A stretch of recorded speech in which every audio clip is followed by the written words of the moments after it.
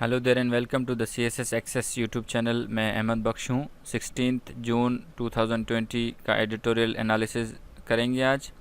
वही पैटर्न है जी, शुरू में वोकेबलरी करते हैं और उसके बाद हम एनालिसिस करते हैं। So let's get started.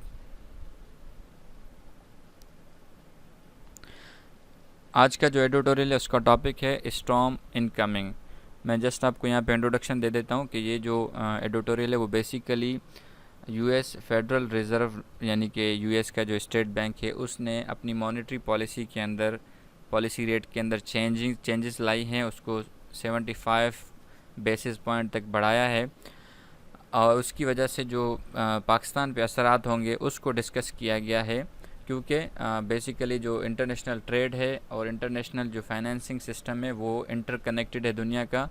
तो अगर दुनिया में ख़ास करके यूएस जैसे सुपर पावर मुल्क में अगर कोई चेंजेस होंगे तो डेफ़िनेटली उसके असरात दुनिया की छोटी इकोनॉमीज़ पे पड़ेंगे। तो देखते हैं आज के इसके कौन कौन से डिफ़िकल्ट वर्ड्स हैं।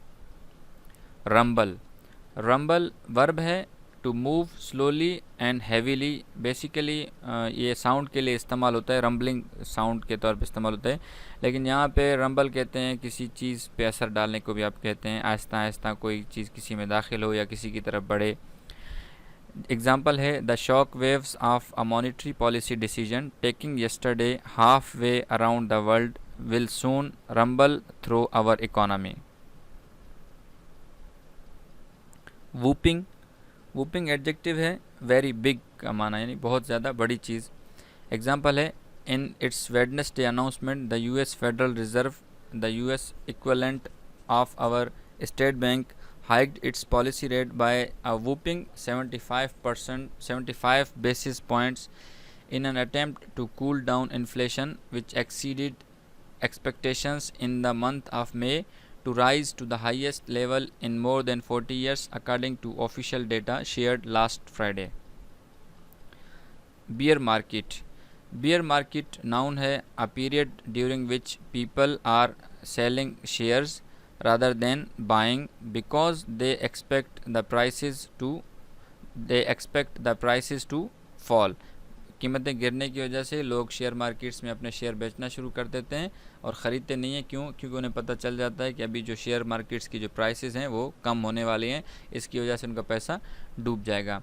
एग्जाम्पल है US stocks have already fallen sharply this year and are now officially in a bear market while the dollar is on track to touch its highest in the 21st century। bearing, bearing on इसके साथ preposition लगता है the way which something is related to something or influences it। एक ऐसी चीज़ जो किसी दूसरी चीज़ के साथ रिलेटेड है या वो दूसरी चीज़ पे असरअंदाज होती है उसको कहते हैं bearing on। एग्जाम्पल है the fortunes of the US economy have a significant bearing on the rise and fall of the almost all other economies of the world due to interconnectedness of global trade and financial systems. Battering, battering noun है a violent attack that injures और damages somebody something.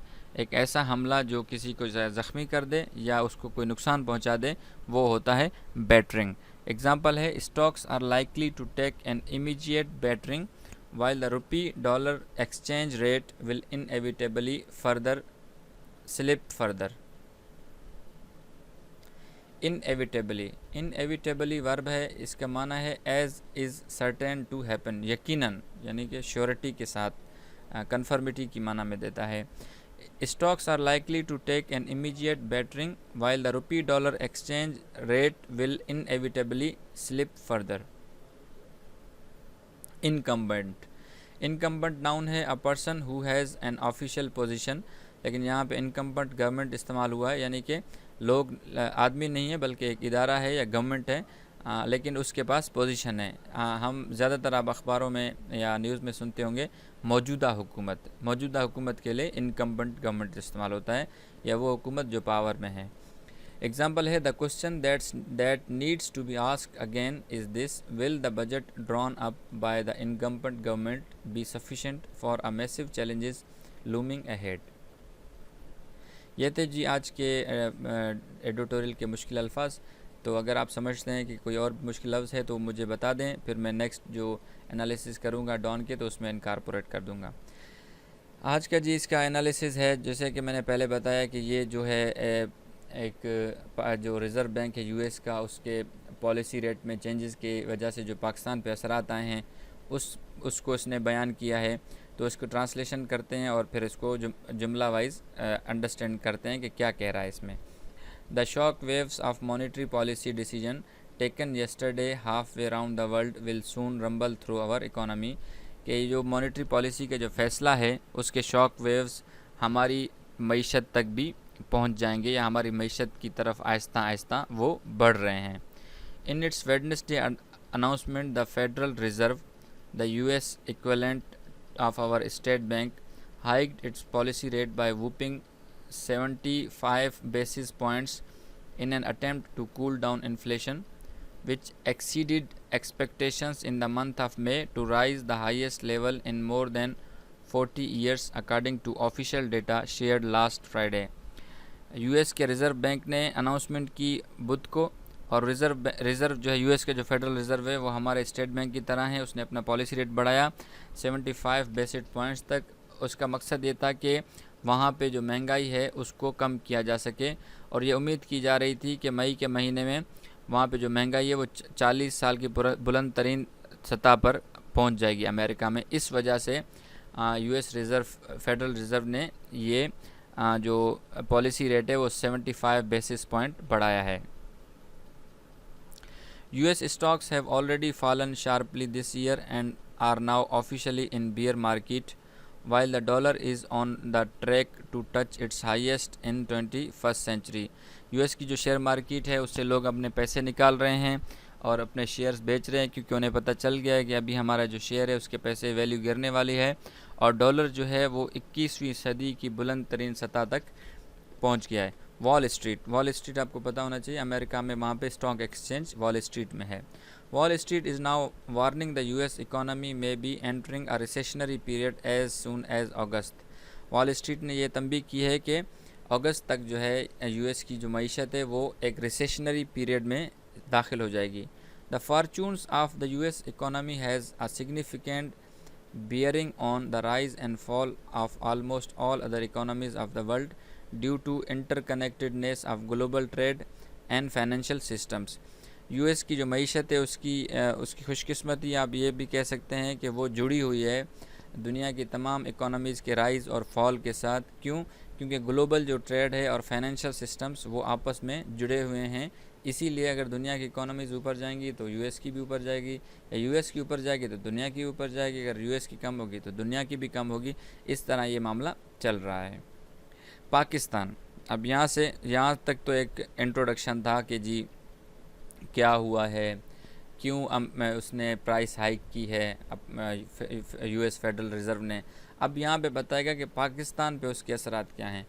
Pakistan with its heavy dependence on foreign capital flow and trade stands particularly exposed.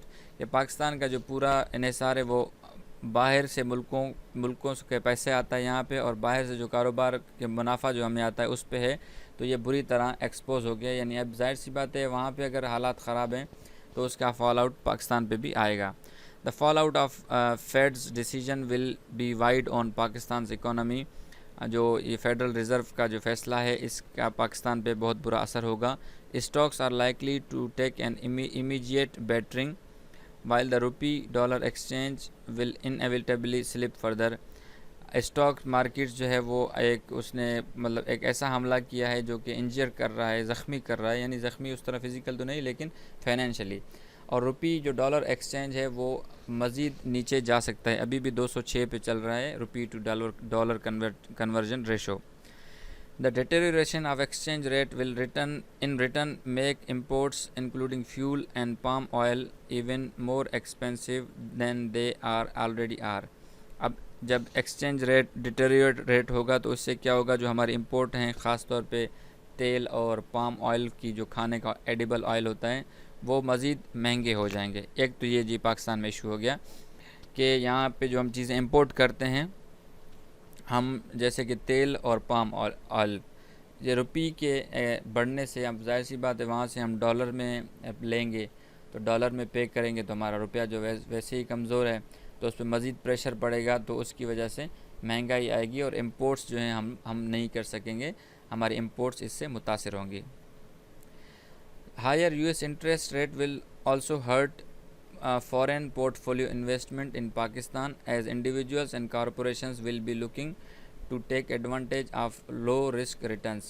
दूसरा नुकसान ये होगा वहाँ पे जो policy rate बढ़ाने से कि फ़ॉरेन जो पोर्टफोलियो इन्वेस्टमेंट है, यानी कि बाहर से लोग जो यहाँ पे आके इन्वेस्टमेंट करते हैं वो लोग नहीं करेंगे। क्यों? क्योंकि जो इंडिविजुअल्स या कॉरपोरेशंस जो इन्वेस्ट करती हैं वो ये देखती हैं कि हमें लो रिस्क रिटर्न्स हों, यानी कम से कम हमें नुकसान हो और फ़ायदा जो है वो ज़्यादा हो।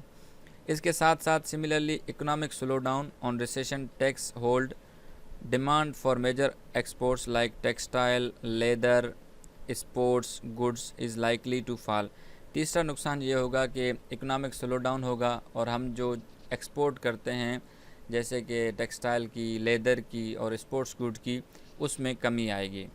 तो 3 चीज़ें बता चुका है, ये तीसरी चीज़ थी। इसके बाद आगे कह रहा है as US is Pakistan's biggest trading partner the impact will be particularly severe on local economy.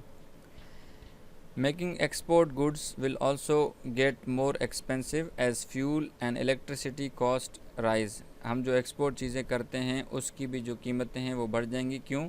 क्योंकि जो चीज़ें हम एक्सपोर्ट करते हैं वो बनती हैं बिजली और फ्यूल से, और फ्यूल और बिजली की कॉस्ट बढ़ेगी तो एक्सपोर्ट जो गुड हैं वो महंगी होंगी। अब महंगी होंगी तो जाहिर सी बात है उनको बेचना मुश्किल है या बनाना मुश्किल है। तो ये एक चौथा इम्पैक्ट होगा पाकिस्तान पे इस यूएस के फ़ैसले का। 5वां ये होगा कि जी रेमिटेंसेस कहते हैं वो पैसे जो बाहर पाकिस्तानी जो रहते हैं और वो कमा कर यहाँ पे भेजते हैं उनको कहते हैं रेमिटेंसेस और आल्सो लाइकली टू फॉल, वो भी कम होंगी। क्यों? As Pakistani living overseas are force to adjust their spending in response to prevailing economic condition. मौजूदा माशी सूरत हाल के पेश नज़र वहाँ पे जो पाकिस्तानी रहते हैं ओवरसीज़ पाकिस्तानी, वो भी अपनी ख़र्चों में एडजस्टमेंट करेंगे, उसकी वजह से ये मुमकिन है कि वो पाकिस्तान में पैसे कम भेजें।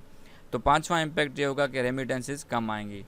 On upside demand for oil the main driver of economic activity and other commodities is likely to gradually contract resulting in a drawdown of in prices। जो ऑयल की डिमांड है क्योंकि हमारा जो पूरी इकोनॉमी है, मईशत, वो इसी से चलती है, और जो दूसरी कमोडिटीज़ की डिमांड है वो कम हो जाएगी और इसकी वजह से जो प्राइसेस हैं वो भी उसमें जो है वो, यानी पैसे वगैरह, यहाँ पे प्राइसेस का मतलब है पैसे, यानी हमारी जो इनकम है वो कम जनरेट होगी और ये जो है छठा नुकसान होगा पाकिस्तान को। अब यहाँ पे तमाम ये नुकसानात बताने के बाद अब बता रहा है कि अब पाकिस्तान को आगे क्या करना चाहिए या क्या क्या इश्यूज़ हैं हमारे पास। All of these many more concerns should be weighing heavy on the minds of the country's economic planners as they head into the new fiscal year. कि हमारे जो इकोनॉमी के प्लानर्स हैं, ये जो ऊपर चीज़ें हमने बताई हैं, ये उनके लिए मसला होगा, यानी वो उसके बारे में सोच रहे होंगे क्योंकि अभी ये एक नया साल शुरू हुआ है।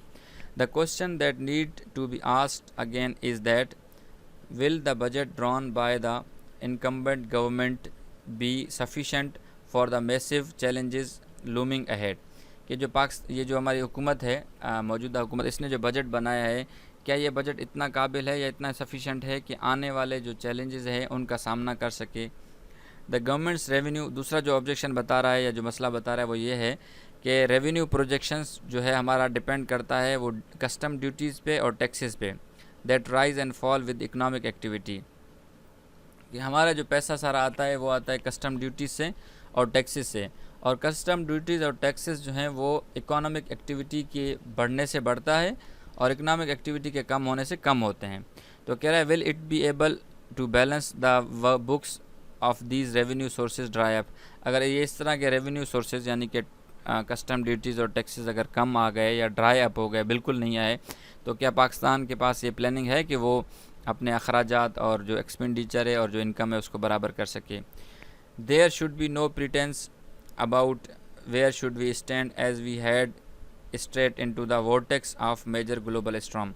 ये कह रहा है कि अब हमें किसी भी बहाने की ज़रूरत नहीं है क्योंकि अभी हम सीधा एक बैनुल अक़वामी एक तूफ़ान है उसके भंवर में फंस गए हैं। The country now needs firm hands at the wheel. कह रहे मुल्क का जो पहिया है वो एक ऐसे मजबूत हाथों में होना चाहिए जो इसको इस वोर्टेक्स से, इस मईशत के बहरान से निकाल सके। तो अब तक के लिए इतना ही। अपना और अपने इस चैनल का ख्याल रखिएगा। अल्लाह हाफ़िज़।